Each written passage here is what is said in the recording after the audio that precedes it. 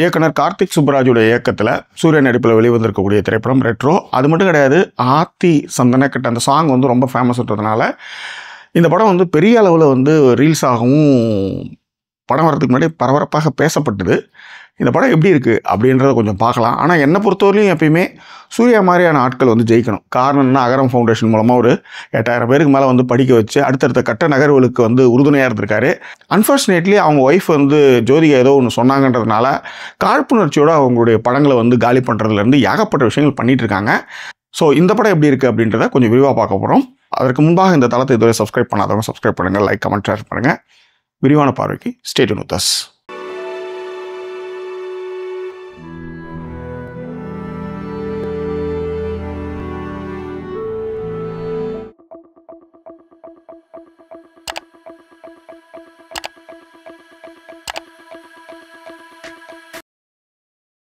Retro திரைப்படம் மிகப்பெரிய எதிர்பார்ப்பை ஏற்படுத்துச்சு. காரணம் என்னென்னா, ஏற்கனவே கார்த்திக் சுப்புராஜோட இயக்கத்தில் வந்த பழைய ஜிகர்தண்டா, புது ஜிகர்தண்டா, பீட்சா, பேட்டை, அதன் பிறகு இறைவி மாதிரியான படங்கள் அவர் மீதான கவனத்தை அதிகமாக ஏற்படுத்துச்சு.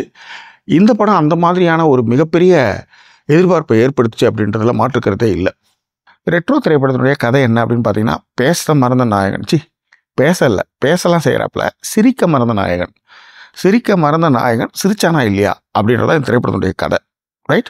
சூர்யா அவருடைய பாட்டை சிறப்பாகவே பண்ணியிருக்காரு. படத்தை தாங்கி நிறுத்துறது அவர் தான். அதே நேரத்தில் சண்டை காட்சிகளில் வீரமாக இருக்கட்டும், காமெடி சீன்ஸாக இருக்கட்டும். காமெடி சீன்ஸ்ன்னு நம்ம சொல்கிறோம்ல, அது படத்தில் ரொம்ப குறைவு தான். ஆனால் எமோஷனல் சீன்ஸ்லாம் ரொம்ப நல்லாவே பண்ணியிருக்காரு. பூஜா ஹெக்டே எனக்கு தெரிஞ்சு அவங்களை சரியாக பயன்படுத்திக்கலாம்னு நான் நினைக்கிறேன். ஏன்னா அந்தளவுக்கு வந்து பெருசாக அவங்களுக்கு வந்து சொல்கிற அளவுக்கு ரோல் இல்லை அதில், அப்படி தான் நான் நினைக்கிறேன். ரொம்ப ராவாக போகிற படத்தை ஓரளவுக்கு ரிலீஃப் ஆக்குறதுன்னு பார்த்தீங்கன்னா ஜெயராம் தான். ஆனால் ஜெயராம் வந்ததுக்கு பிறகு வந்து படம் ஏதாவது ரொம்ப சிரிப்பாக இருக்குன்னு பார்த்தீங்கன்னா அதுவும் இல்லை பெருசாக. ஆனால் நாசர், ஜோஜு ஜார் மாதிரி பெரிய பெரிய ஆட்கள்லாம் இதில் வந்து பண்ணியிருக்காங்க. ஜோஜு ஜார் அவருடைய பாட்டை சிறப்பாக பண்ணியிருக்காரு. அவர் கொஞ்சம் ஒரு என்ன சொல்கிறது, ஸ்வீட் சர்ப்ரைஸ் தான் படத்தில் ஆக்சுவலி. பிரகாஷ் ராஜ், ஸ்வஸ்திகா, சிங்கம்புலி, கருணாகரன், ஏகப்பட்ட ஆர்டிஸ்ட் நடிச்சிருக்காங்க. ஆனால் யாருமே வந்து பெரிய அளவில் மனசில் வந்து நிற்கிற மாதிரி ஒன்றுமே இல்லை. அது பெரிய வருத்தம் தான் எனக்கு ஆக்சுவலி. இந்த படத்தினுடைய ஒளிப்பதிவாளர் ஸ்ரேயாஸ் கிருஷ்ணா உண்மையிலே அசத்திருக்காருன்னு சொல்லுவேன். காரணம், ஃபஸ்ட்டு ஒரு சிங்கிள் ஷாட்டு, அந்த சாங்கு, அதன் பிறகு மாடிக்கு போயிட்டு கீழே இறங்கி எல்லா இடத்துலையும் அது சுற்றுது. அதாவது எங்கே அந்த ஹாப்பி புத்தாலேருந்து ஆரம்பித்து அதுக்கப்புறம் ஹாப்பி புத்தாலே முடிக்கிற மாதிரியான ஒர்க்கை வந்து சாதாரண விஷயம் கிடையாது. ரொம்ப அற்புதமாக பண்ணியிருக்காரு. படத்தோட எடிட்டிங் வந்து ஷஃபீக் முகமது அலி சிறப்பாக பண்ணியிருந்தார். எஸ்பெஷலி சண்டை காட்சிகள் அதில் வந்து உண்மையிலே அடிச்சிருந்தாங்க. இன்னொன்று, ஆர்ட் டிபார்ட்மெண்ட்டும் சரி, அதாவது சண்டைக்கான காட்சிகள் அமைப்பும் சரி ரொம்ப நல்லா இருந்தது. காரணம், சிங்கிள் ஷாட்டில் வந்து சண்டை காட்சிகள் அமைக்கிறது அவ்வளோ சாதாரணம் கிடையாது. ரொம்ப கரெக்டாக வந்து டைமிங் மிஸ் ஆச்சுன்னா அது முடிஞ்சது கதை. அந்த மாதிரியான இடத்துல வந்து ரொம்ப அழகாகவே வந்து சண்டை காட்சிகள் அமைச்சிருந்தாங்க. ஆர்ட் டிபார்ட்மெண்ட் அவ்வளோ சூப்பராக ஒர்க் பண்ணியிருந்தாங்க. ஸ்குவிட் கேம்ஸ்லாம் மனசில் வச்சுக்கிட்டு என்னென்னோ பண்ணி வச்சுருந்தாங்கன்னு வச்சுக்கோங்களேன். ஆனால் எனக்கு தெரிஞ்ச ஆர்ட் டிபார்ட்மெண்ட்டும் சரி, காஸ்டியூம் டிசைனரும் சரி, 1990 நடக்கிற கதைன்றதுனால அதற்கான ரீக்ரியேஷனை ஓரளவு பண்ணியிருந்தாங்க. முக்கியமாக வந்து பூஜா ஹெக்டேக்கான ட்ரெஸ்ஸஸ்ஸு, சூர்யாக்கான ட்ரெஸ்ஸஸ்ஸு அதெல்லாமே ரொம்ப நல்லாவே இருந்தது. மியூசிக் வந்து சந்தோஷ் நாராயணா உண்மையிலே வந்து இந்த படத்தை வந்து பரபரப்பாக பேச வச்சதில் அவருடைய பங்கு சிறப்பாக இருந்து. கேமியோ கூட பண்ணியிருக்கிறாரு. ஸ்ரேயோ கூட வந்திருந்தாங்க. அது கூட அந்த பாட்டு கூட ஓகே தான். எப்போ சிவாஜி படத்தில் வந்து ரயிலை நிறுத்தத்துக்கு கூட அந்த ஸ்ரேயோ நான் இப்போ தான் பார்த்தேன். What is a minus point, Karthik சுப்புராஜனுடைய ஜெகமே தந்திரன் என் வாழ்க்கையில் மறக்கவே முடியாத படம். அந்த படம் மிகுந்த எதிர்பார்ப்பை ஏற்படுத்தி ஏமாத்துச்சு.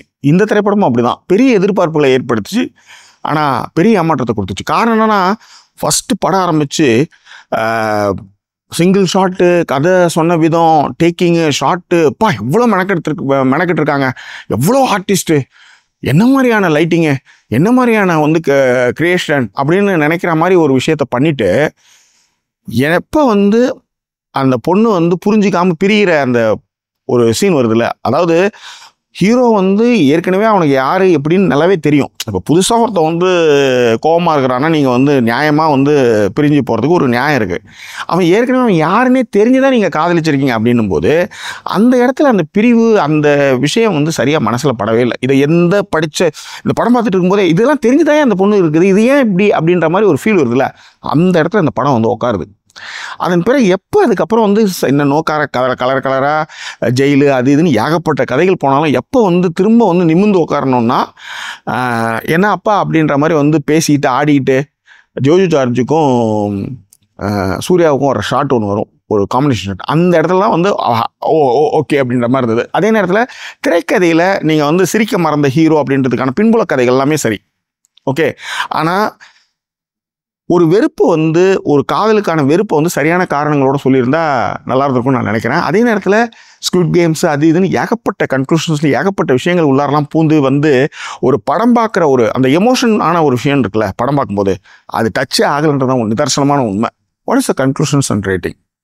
படம் ஆரம்பித்த ஒரு 15 நிமிஷம் வந்து வேறு லெவல்னு வந்து நிமிர்ந்து உட்காரும்பொழுது அதன் பிறகு வந்து காட்சிகள் எதுவுமே வந்து மனசில் தைக்கலை, ஒன்று. ரெண்டாவது, ஒரு விஷயம் தெரிஞ்ச ஒரு விஷயத்தை வந்து அதில் வந்து அவன் மாறவே இல்லைன்னா அடுத்த செகண்டு வந்து பிரச்சனை பெருசாக இருக்குன்னும் போது அதில் வந்து ஹீரோவை பாராட்டுவாங்கல்ல, அது இங்கே இல்லவே இல்லை. ரெண்டாவது வாட்டியும் வந்து ஒரு சமாதானத்துக்கு போகும்போது ஒரு நேர்மையாக ஒரு பொய்யே இல்லாமல் போயிருந்தா கூட அது ஓகே. அப்பயும் பொய்யோட போனால் அது எப்படி அது வந்து மிங்கிள் ஆகும், எப்படி வந்து அது வந்து கனெக்ட் ஆகும் அப்படின்னு தெரியல. விலங்குகள் எப்பயுமே வந்து தனக்கு தேவையில்லாமல் வேறு யாரையுமே சாவடிக்காது. இங்கே வந்து ஒரு தலைவனாக இருந்துக்கிட்டு ஒரு ஹீரோவான ஒரு மெட்டீரியல் இருக்கும்போது அவன் கண்ணெதிரிக்கே ஒரு அப்பாவி கொல்லப்படுறான் போது அதுவும் பெருசாக ஏற்றுக்க முடியல. இந்த மாதிரி நிறைய சொல்லிக்கிட்டே போகலாம். So what is the conclusion அப்படின்னா, ஃபஸ்ட்டு 15 நிமிஷத்துக்கான work, costumes, 1990 recreations, photography, art டிபார்ட்மெண்ட்டுன்னு உயிரை கொடுத்து உழைச்சிருக்காங்க. எல்லா ஃப்ரேம்லையும் அவ்வளோ ஆட்கள். ஆனால் பெருசாக சோபிக்கலைன்னு சொல்கிறது தான் எனக்கு பெரிய வருத்தமாக இருக்குது. ஏன்னா நான் எந்த படத்தையும் பெருசாக நான் வந்து குத்தங்கள் சொல்லவே மாட்டேன். அதில் இருக்கிற நல்ல விஷயங்கள் தான் சொல்லுவேன். இப்போ 15 நிமிஷம் ஃபஸ்ட்டு 15 நிமிஷம் சொல்கிறேன் பார்த்தீங்களா, அது திரைப்படம் எங்கும் வியாபித்து இருக்கணும் அப்படின்றதான் என்னுடைய கன்க்ளூஷன். ஒரு திரைப்படத்தை ஒருத்தவங்க எடுத்ததுக்கு பிறகு சில நேரத்தில் நம்ம பார்க்கும்போது ஐயோ இந்த இடத்துல இந்த சீன் இப்படி மாறி இருந்தால் வேறு மாதிரி போயிருக்குமே அப்படின்னு நினச்சிருப்போம்ல. இப்போ உதாரணத்துக்கு வந்து நான் வந்து ஒரு வேலை செய்கிறேன், என் வேலை தெரிஞ்சு தான் என் கூட என் இணை வருது. அப்போ ஒரு கிரிட்டிக்கலான சுச்சுவேஷன் இருக்கும்போது அந்த இணையும் அதில் சேர்ந்துருந்தால் எப்படி இருந்திருக்குன்றதான் மேட்ரு. இப்போ உதாரணத்துக்கு ஒரு ஹீரோ அவன் வந்து ஹீரோயினுக்கு வந்து ஆபத்து வரக்கூடாதுன்றதுக்காக தான் வரான்.